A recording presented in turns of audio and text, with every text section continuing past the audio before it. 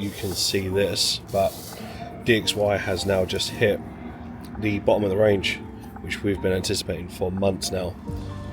Eurodollar took a quick trade on Eurodollar this week. I'm looking at a few things today, but nothing too crazy.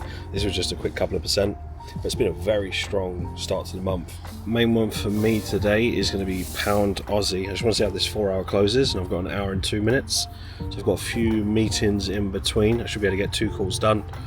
Get that sorted, and then we'll see how the 4 hour closes. If it does, great. If not, then we move on. Still been a solid start to the week. This is simple, right? This is when I talk about the simple things matter to me.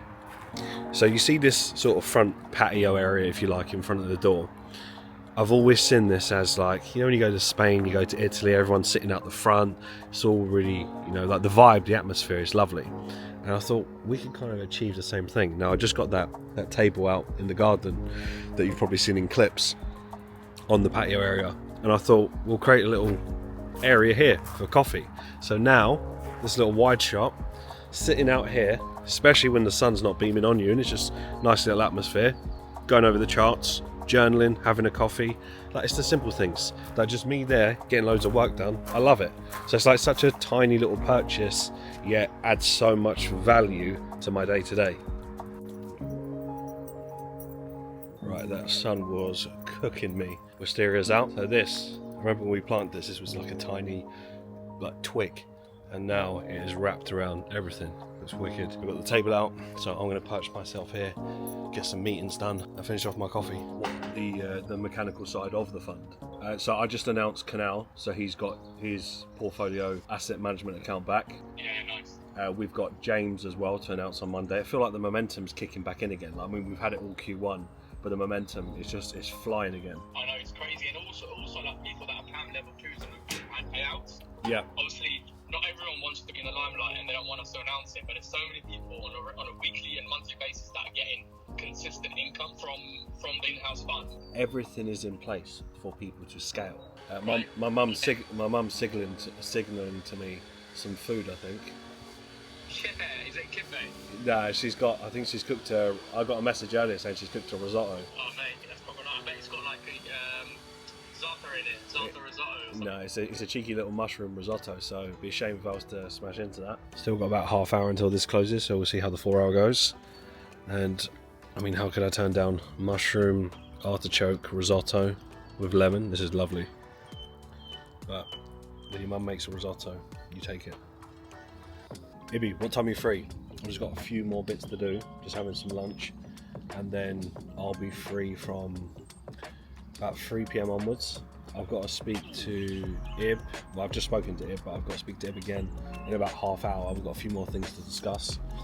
And then, I'll be free from about 3 PM onwards. So let me know. I'm going to record the recap as well in between that. It's been a really productive day. I'm just about to jump on a call with Ibby right now. And then on Fridays is when I get into my deeper watch list.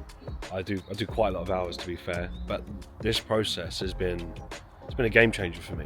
Over the years, when I think back to it, it's always been those extra hours that I've put in that's always correlated towards just better pairs on watch that week. Like, at the end of the day, you can't beat being more prepared. Like, the person who's got a better prep game than you probably does catch those positions that you miss. So let's go see what Mr. Gassari has got cooking up. I'm still waiting for my pizza oven to turn up. I tell you what, the summer period is coming, and the only thing I will be doing over there is I'll be making a lot of pizzas. Right, back in the office. Didn't end up taking a trade on pound Aussie in the end. And even if I did, I probably could have got it now for break even. Just wasn't my type of entry, which is fine. Just didn't give the lower time entry that I was looking for. It closed too far out of the structure, so that's fine. S&P down again a little bit. Ideally we do get a little pop higher, we'll see. But regardless, I expect around these sort of times maybe we get a bit more choppiness until we do get some extra confidence in the markets. I know we've had a pause on the tariffs, but it's not just going to go straight away. When everyone knows about all of it, it's not going to be the thing that goes on. Like, it's normally like a slower choppy a ride, and then till before you know it, we're 50% and more recovered from the all-time high and so on. So we'll see. This was a trade that I took this week, so this was a euro dollar position.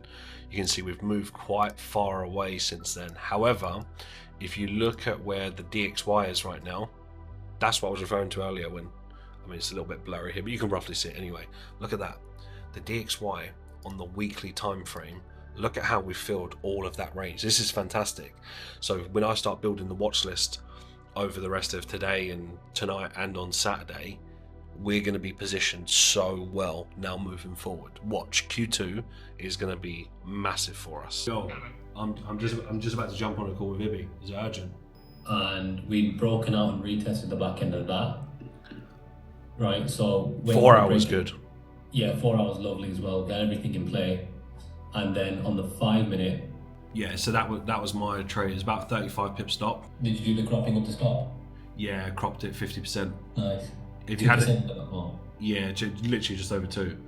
And then I had dollar yen last week and pound dollar last week. That was 7.4, so 9.4 for April. Bearing in mind, March was a slow month to me, which is a few percent. Yeah. That's how quickly it changes. And then you had a massive March, and so did Abdu. Yeah, we smashed March. Yeah, you both killed March.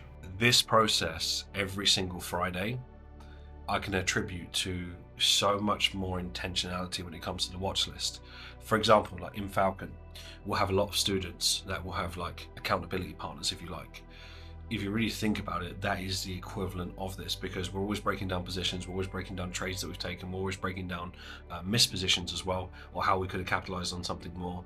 We get a lot of questions sent in, so between me, Abdu and Ibby, we're always answering questions and helping people, navigate through, their own situations. Like sometimes they're moving house, they're getting a promotion, like they're moving to a different country, that you still have to know how to navigate these situations effectively, and sometimes it can be much. And I love those moments.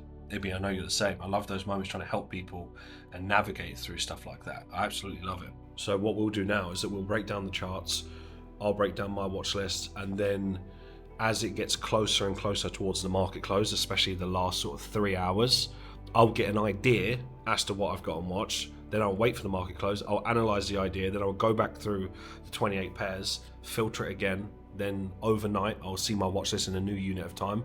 I'll then do another 2 to 3 hours. In total, it's roughly about 10 hours until I create my watch list. But that's because I'm explaining it to people as well, and I'm thinking about the valuable lessons to help them learn. So everyone at all level is in the loop going forward for the week ahead. Like, that's vital. I think that's been a big reason why I've had so much success over the years. That process has never failed. So just finished up that call with Ibby. Really, really great call. Like, having those weekly check-ins have been huge. Like, they really, really have. This week has been a big one. We've been getting on with loads of stuff. I had a great call with Abdu yesterday. We went over a lot of stuff to do with Rewired. I've got a big launch coming up for the end of this month when it comes to Rewired. We're focusing more on the performance side of things. As you know, with our funding, it's been huge correlation between people that understand how to use Rewired properly. Of course, we have things like webinars and support and stuff like that. It's really helped people gain more of that emotional control, because that's really the holy grail when it comes to trading. It's not strategy. It's never been strategy. It's always been emotional control. Because listen, if you're good at controlling your emotions, you're winning, you're making money. If you're not good at controlling your emotions, you're losing. It's as simple as that. So it's about what is the process and the recipe to achieve that type of mindset. Well, there is a formula to it. You're not just going to get it from books. So that was really great yesterday, and just overall got so many things done this week. I'm actually about to go live on TikTok. So I've got a lot of fake profiles on TikTok, and I don't really post on there. So I'm going to start putting my content, educational material, documenting things in regards to like the fund, mindset stuff. So if you want to follow along on TikTok, I'll drop the link somewhere here in the YouTube description. Make sure you follow the channel, you follow the TikTok, so you know which is actually me and mine. And I think you'll enjoy it. So I'm going to go live on TikTok tonight. I'm going to do it in the next 5 minutes, and then I've got a recap to record. I've got my typical prep that will go way into the night. I'm going to have something to eat. But yeah, it's been a busy day. I'm actually building my vlog at the moment. So I've done like a day in the life today. So I'm filming right now.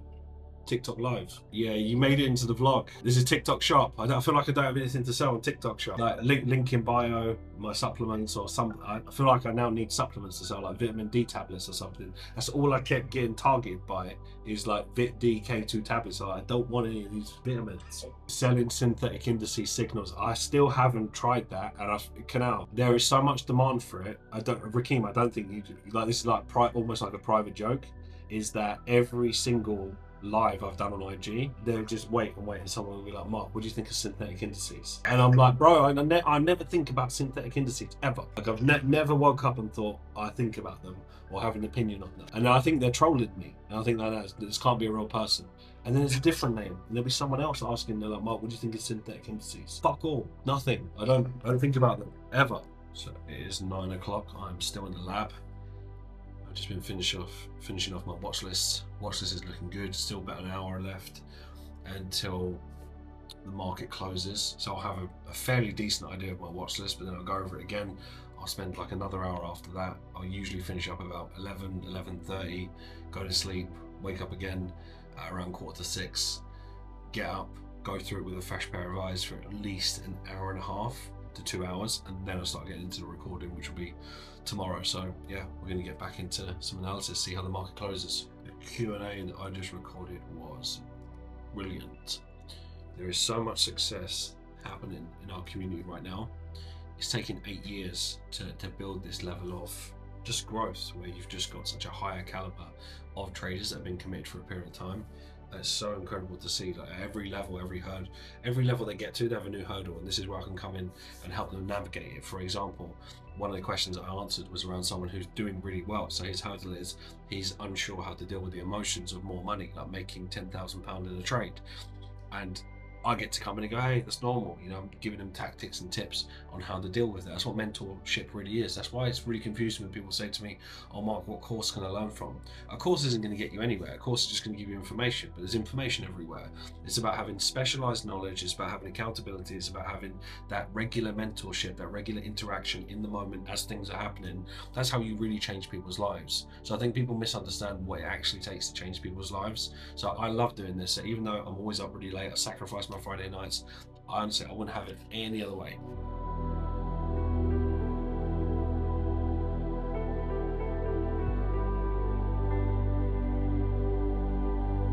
What you give is what you get, and if you want to be successful in life, then you're going to have to be putting in the work when most people are partying. When most people on a Friday night, they're relaxing, they're trying to chill, they're trying to do everything to unwind, you've got to be working, because that's what it takes. What it takes is an unwavering belief in yourself and this ability to just find energy out of nowhere. It's 11 p.m. here at night, and there was parts of as I was going through my watch list, my mind was getting a little bit tired, and I just thought, no, let's crack on. And you find these little pockets that you can tap into without anything, without coffee, without an energy drink, without anything. There is so much more energy inside of you. You just have to choose to awaken it. So it is about 11:30 p.m. now, slightly later than normal. I like to finish up roughly around 11 p.m. Then I let the dogs out, we go to sleep, and then we get up early. But just wanted to go into a bit of extra detail, and especially in the recap as well. But I've got a busy weekend, lots of things to get on with. The moon looks way bright. Who's a good boy? Who's a good boy? Who's a good girl? Come on in. Who's a good girl? Been snoozing.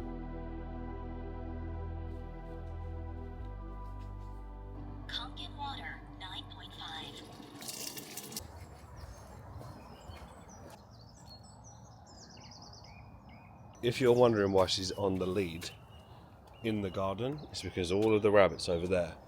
And if I just let her off, she would probably get a rabbit a day. So we want to try and avoid that. And yeah, little speedy merchant. So I have to give him a little warning and shake my keys. Right, coast is clear, Pickle. Do your thing. So I'm just letting the dogs out now, and then I'm going to start recording the SMB. I've still got about an hour of analysis beforehand, but I'll be honest, the markets are looking a little bit on the messier side just because of how we finished. So I think it's going to be one of those weeks where we kind of do need, 12 hours at least of price action of market open just to get an overall idea. But now it's coming to the summer, there's still quite a lot to do around here. But honestly, this place comes alive in the summer. It just needs regular maintenance because of the winters just, destroy the paintwork and everything else. It's like every year you have to top that up to make it look good. Coffee's ready. Homemade coffee. Nothing better than a homemade coffee with fresh beans just before you're going to record the SMB. Then I've got to take Theo to the vets, have a little checkup. I'll do a food shop. Got some errands to run, some house stuff, planning. It's going to be a big day. Right, it's Sunday and we are going to have a planning session. Nice little coffee out here. So we'll plan out the rest of this week because there's a lot going on in Q2. We just need to get some of the finer details down because we've got the conference, which is end of June, and there's loads of things to do in between and it's going to be intense. So I just want to get everything mapped out clearly, especially everything we've got to do in the house as well, because the library is, I spoke to Carpenter, 10th of May. So 10th of May is when he's coming to do it.